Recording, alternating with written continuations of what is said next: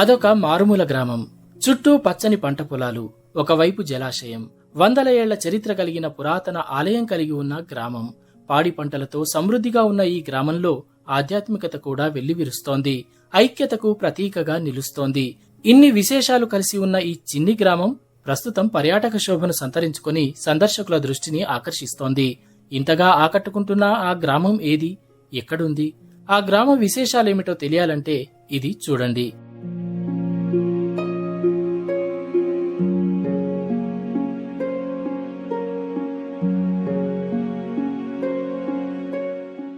ఇది ఆదిలాబాద్ జిల్లా తాంసి మండలంలోని వడ్డాడి గ్రామం.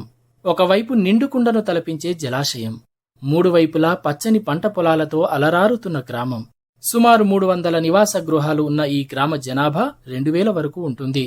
పేరుకు ఇది చిన్న గ్రామమే అయినా ఎన్నో విశేషాలను కలిగి ఉంది.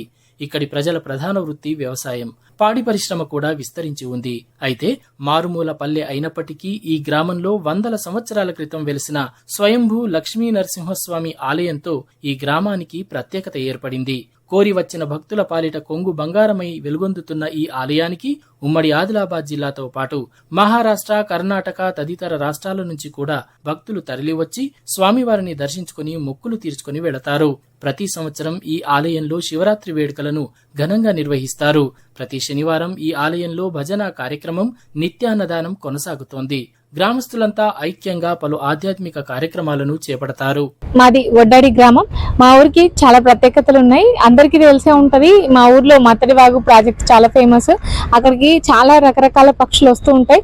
చుట్టూ ఆకుపచ్చగా ఉండి మధ్యలో నీటితో నిండి ఉంటది. ఎంత అద్భుతంగా ఉంటది అంటే చాలా మంది బయట నుంచి కూడా వచ్చి చూస్తూ వెళ్తూ ఉంటారు. అట్లనే మా ఊర్లో స్వయంభుగా వచ్చిన లింబాద్రి లక్ష్మీ నరసింహస్వామి ఆలయం కూడా ఉంది.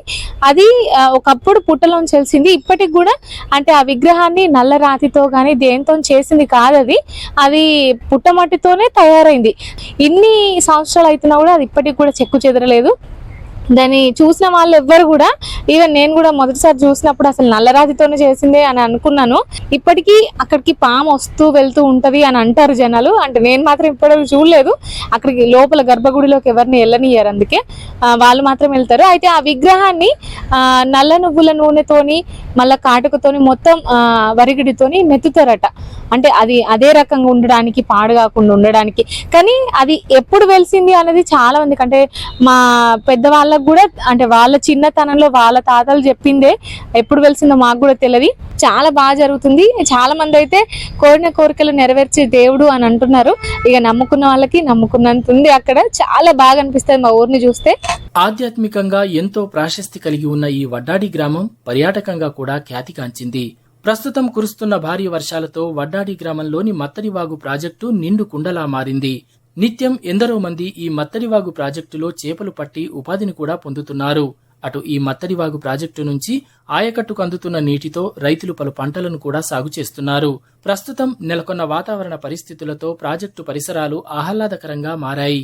వారాంతాల్లో, సెలవు రోజుల్లో ఈ ప్రాజెక్టును చూసేందుకు ఎక్కడెక్కడి నుంచో పర్యాటకులు తరలివస్తున్నారు. జలాశయాన్ని ఆనుకుని ఉన్న కొండలు, గుట్టలు సుందరంగా దర్శనమిస్తాయి, సందర్శకులకు కనువిందు చేస్తాయి. ప్రాజెక్టు ఆయకట్టుపై నుండి చూస్తే గ్రామం ముచ్చటగొలుపుతుంది.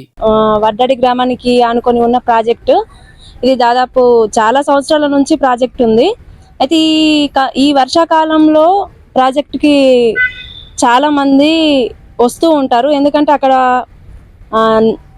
వాటర్ని చూడడానికి వస్తుంటారు. అలాగే ప్రాజెక్టు చుట్టూ ఎన్నో కొండలు ఉన్నాయి. ఆ కొండలు పచ్చదనాన్ని చూడడానికి, అలాగే ప్రాజెక్టు చుట్టూ రైతులు వేసిన పొలాలు కూడా చాలా పచ్చదనంతో ఉంటాయి. కాబట్టి వాటన్నిటిని చూడడానికి చాలా మంది ఒక దగ్గర ప్రాంతాలే కాకుండా దూర ప్రాంతాల నుంచి కూడా వస్తూ ఉంటారు. ఇక్కడ ప్రాజెక్టుల మొన్న కొట్టిన ఎండలకు మొత్తం ప్రాజెక్టుల వాటర్ అంతా ఎండిపోయింది. ఇప్పుడు మొన్న రీసెంట్ గా పడ్డ వర్షాలకు మొత్తం మళ్ళీ వాటర్ ఎప్పటిలాగా మొత్తం నిండిపోయింది. రైతులు కూడా వర్షం నీటితోటి మొత్తం నిండిపోవడంతో రైతులు కూడా సంతోషంగా ఉన్నారు. ఇక్కడ చేపలు పట్టడానికి కూడా గూండ్లోళ్ళు కూడా మొత్తం చేపలు పడుతున్నారు. అండ్ ఇక్కడికి వచ్చే పర్యాటకుల సంఖ్య కూడా సండే, సాటర్డే చాలా మంది వస్తున్నారు. ఇప్పటికీ 2 సార్లు ప్రాజెక్ట్ గేట్లు ఎత్తిండ్రు, నీళ్లు కూడా బయటకు వదిలిండ్రు. ప్రాజెక్ట్ నిండడంతో ఇక్కడ మాకు కూడా చాలా సంతోషంగా ఉంది.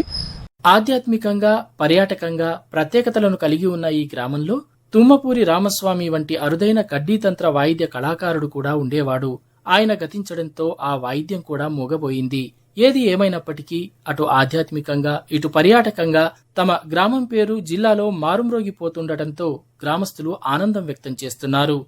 తమ గ్రామానికి మరిన్ని సౌకర్యాలు కల్పించాలని ప్రభుత్వాన్ని కోరుతున్నారు.